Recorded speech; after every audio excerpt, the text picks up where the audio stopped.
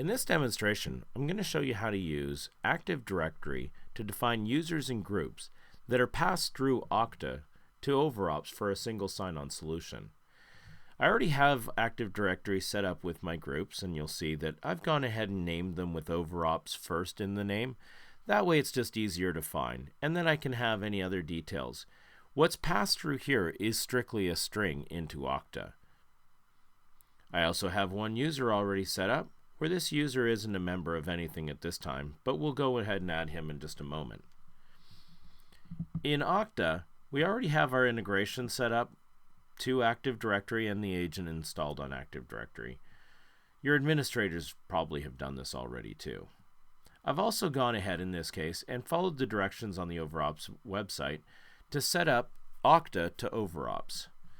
In here, I've already gone in and set up my SAML settings, and I can click on here and go to Edit and see everything that's set up.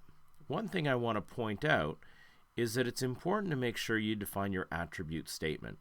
We're going to use this to take a group from ActiveDirectory and pass it through to OverOps using the AppUser.value or group value.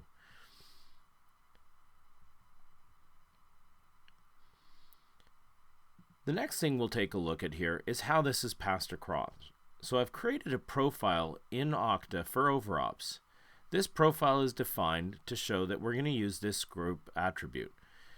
So we've set it up, variable name group, type string, and it's an attribute type of custom. Where this will be used is in the mapping.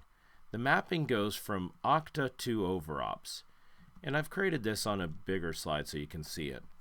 So what we're going to use for the expression is a string.join.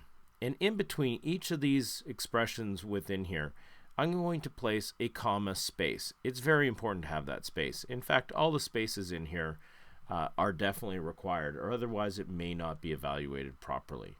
So what we're doing is we're evaluating is member of group name OverOps admin. This is the group that's defined in ActiveDirectory. If this is true, what we're going to do is pass this through to the environment name primary key with the role admin. This is what's defined inside of your OverOps environments. Here's my primary key environment. I have test env and do not use. So in this case, if it didn't map, it will return a null. The next expression will be is member of group name OverOps member. And if it's true, primary key member. OverOps will take the higher value, so if you had both of the users, the user in both of these groups, it will come out as an admin. I highly recommend after defining these to go back into your expression editor in Okta and test them out. So right now we're going to go and test our Joe Blow user, and you'll notice the value that comes back is comma space comma space. That's what's being sent to OverOps. Don't worry about that. We're going to strip it out and it's actually ignored by OverOps. But what we're going to tell you right now is that this user is not part of any group.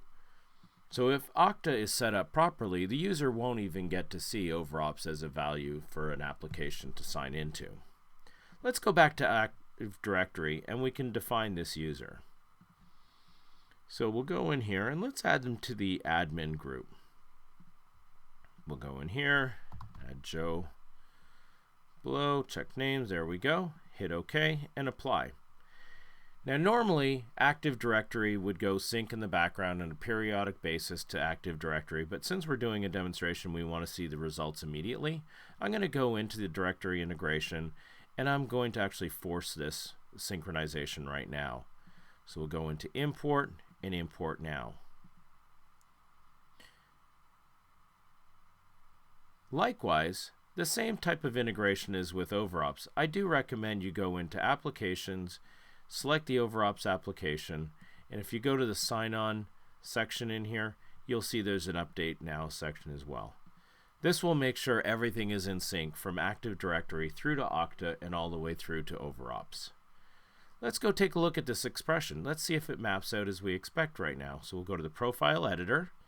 We'll go into the mapping from here this time. Okta to OverOps, and let's go and try this out. There's Joe Blow. Hey, great. So there he comes up. primary key space admin. This is what's sent to OverOps. Notice we have that comma space, comma space. Let's go back and look at that expression. That's because these two evaluated to null. That's not a problem. Again, OverOps will ignore that. So we can exit this preview. We can save our mapping. We know what we did worked. Let's go ahead now and try out this user to see how they're logging in. And I've already set this up with the URL and the user's ready to sign in. If I click sign in, go to OverOps, we see that because they're part of a group. We should see that this user is signed in and they only have access to the primary key in their environment. Of course, all your users are getting access to the demo environment too. We can verify that this user is the role admin by just going to the settings. Sure enough, they are. So that's how to pass through Active Directory users and groups through Okta to OverOps.